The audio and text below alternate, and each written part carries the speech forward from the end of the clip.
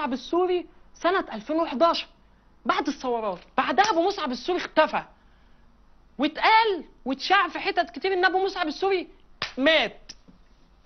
بعد كده لما اتشاع ان هو مات ظهر لنا جبهة النصرة وظهر لنا الشبح الجديد اللي هو محمد، اللي هو ابو محمد الجولاني، اللي انا باكد ان هو نفس ابو مصعب السوري. لو انتوا عايزين تعرفوا مين هو ابو مصعب السوري، الشباب اللي بتتفرج عليا ادخلوا شوفوا داهيه من دواهي الزمن، عقليه جباره، عقليه جباره. بياخدك كده شاب صغير يعلمك الجهاد من A to Z. ايه رأي المخابرات الامريكيه في المعلومه دي؟ طب معلومه تانية، انا زعلان جدا جدا من المخابرات الاردنيه. قبل المعلومه الثانيه، احمد تسمعني؟ طيب إذا كانت الولايات المتحدة تقول يعني أنه تريد أن تحصل عليه بأي طريقة، كيف يعني كان في الولايات المتحدة من عام 2005 لعام 2011، ولماذا عادت وأطلقت سراحه إذا كانت فعلا هي تريد أن تلقي القبض عليه بأي طريقة؟ وهنا يعني لماذا إذا الولايات المتحدة تعتبر جبهة النصرة تنظيم إرهابي وتريد محاربته؟ يعني ما العلاقة ما بينه وما بين الولايات المتحدة؟ يبقى لازم نرجع لورا، عشان اللي عايز يسمع مني إجابة السؤال ده لازم يكون قارئ تاريخ، لازم يعرف مين اللي عمل القاعدة، مين اللي عمل أسامة بن لادن، مين هيفتح ملفات وهيفتح قضايا. اللي هيدخل في المجال أو اللي احنا فيه ده مش هيخلص، كل يوم يكتشف حاجة قضية شكل.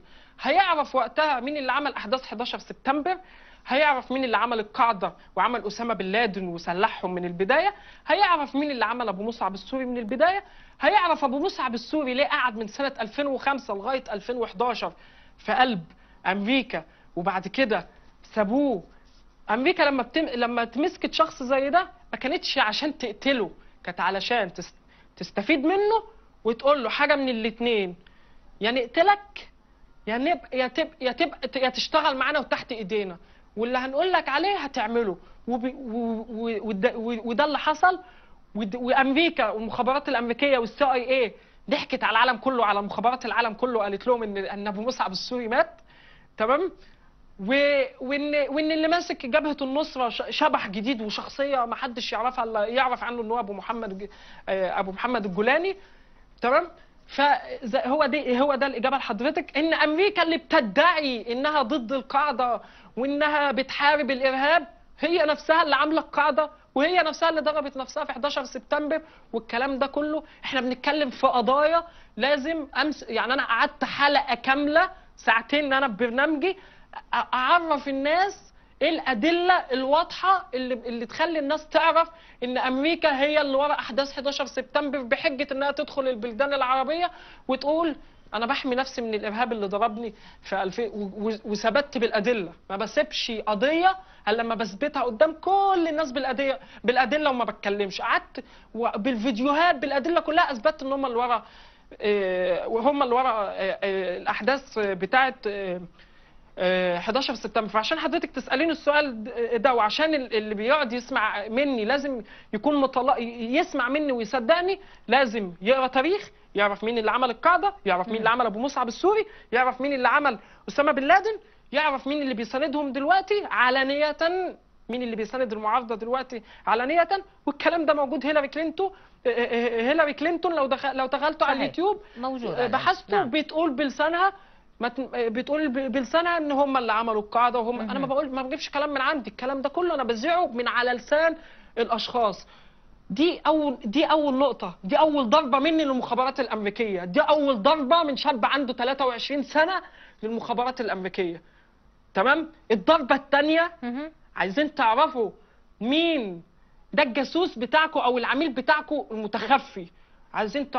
عايزين اعرفكم واوضح للناس مين العميل بتاعكم اللي الناس كلها بتقول البطل. ابو مصعب السوري بيحقق باكتر واحد عميل بيحقق لكم اللي انتوا عايزينه في الشرق الاوسط، وفي شخصيه تانية دلوقتي الناس كلها عارفاها بتحقق لكم اللي انتوا عايزينه بالظبط في الشرق الاوسط. الناس كلها هتتفاجأ لما هتسمع الاسم. بس انا زي ما انا قلت، انا ما بقولش كلمه او ما بقولش اسم وانا مش دارسه ودارس تاريخه ودارس تحركاته هو بيعمل ايه بالظبط من اي تو زد. الشخصيه الثانيه للاسف هو مصري وبينتمي لنفس الجنسيه اللي انا بنتمي ليها، وهو مش هتصدقوا لما هتسمعوا الاسم، بس اللي عايز يصدقني يصدقني واللي مش عايز الايام بتثبت. باسم يوسف.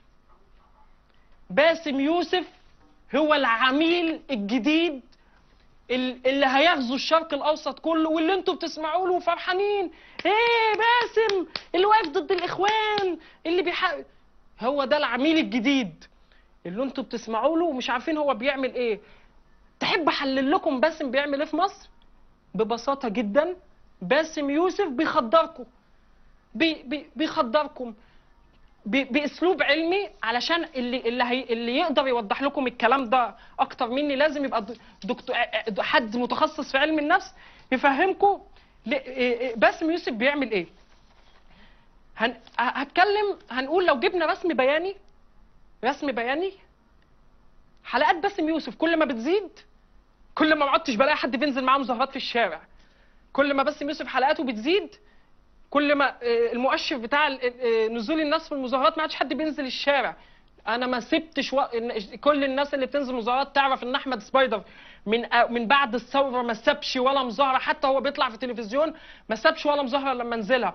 احمد سبايدر كان هو بيطلع تلفزيون الناس بتلاقيه واقف في اشاره بيوزع منشورات يوعي الناس على الاشارات وبيركب الاتوبيسات. احمد، انا اريد ان اقول لك شيئا، يعني لمن يود يعني ان يتابع ما توصلت اليه او ما تريد ان تثبته بالادله القاطعه او حتى بالافلام الموجوده اليك، يمكنه ان يتابع كل ما تقوم به من نشاط اعلامي. لكن بدقيقتين في ختام هذا اللقاء، ما الذي تريد قوله للشعب السوري وأيضا للشباب السوري كشاب مصري يعني ليس فقط اهتم بما يجري في سوريا والوطن العربي، إنما دخل في تفاصيله، وكما ذكرت قبل قليل يعني أنت تقدم رؤية وتقدم وجهة نظر، وللمتابعين أن يقتنعوا بها أم لا هذا يعود لهم. أنا أقول للشباب السوري وللشباب العربي بوجه عام، ابدأ بنفسك. الحرية أنت اللي بتمنحها لنفسك وأنت اللي بتنزعها من نفسك. بتنزعها من نفسك إزاي؟ إن أنت تحس إن أنت مضطهد من الجميع وإن الجميع بيكرهك. من هنا بتحس إن أنت مسجون حتى لو معاك الدنيا كلها. والحرية أنت اللي بتمنحها لنفسك. لازم ما تخلوش الغرب يلعب بيكم، لازم تتثقفوا، لازم تقروا، لازم ترجع للتاريخ اللي زي ما انا ما قلت ما فيهوش اي مجال للصدفه، علشان تفهم ايه اللي بيحصل، عشان لما تحط قواعد واساسيات قدامك تعرف ايه اللي بيحصل، تبدا تبني بناء على قواعد. ده انا القاعده عندي بتقول ان المتآمر اللي هو امريكا واسرائيل بيخلي نفسه المشكله وحلها. في الحاله دي هتعرف تبني افكارك. عايز الناس كلها تعرف عدوها والشباب كلها يعرفوا عدوهم الحقيقي. عدوك الحقيقي في اسرائيل، عدوك الحقيقي امريكا، عدوك الحقيقي الصهاينه، عدوك الحقيقي الماسونيين، عدوك الحقيقي اللي بيخلي الناس تكره دينك بسببهم اللي هم الجهاديين. هم دول أعدائك الحقيقيين. نعم. تعالوا نحط إيدنا في إيد بعض، تعالوا نطلع الفترة الجاية نعمل ثورة تصحيح ونقف نقول إحنا مش عايزين نعمل فوضى في بلادنا. يا ريت كل الناس تتابع معانا إن شاء الله. أنا كشاب مصري بقول للشعب السوري اللي انتوا عملتوه لمصر واللي عملوا البطل جول جمال في مصر، انا بحاول بقدر الامكان ان انا ارد شيء من اللي هو عمله في مصر، اللي في ناس كتير في مصر ما تعرفش مين هو البطل. نعم. جول جمال. نعم. البطل السوري صحيح.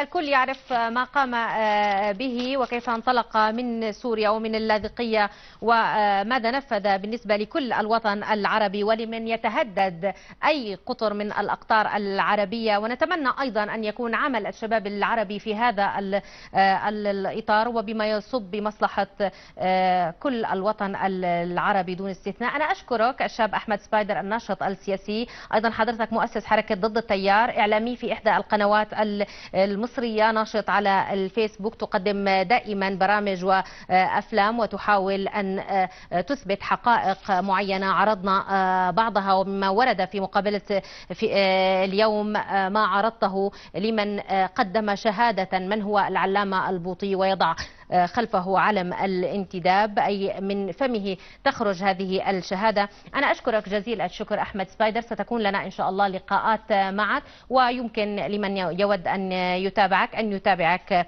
عبر النت وما تقدمه. شكرا جزيلا لك ونشكر لكم حسن متابعتكم مشاهدينا الكرام.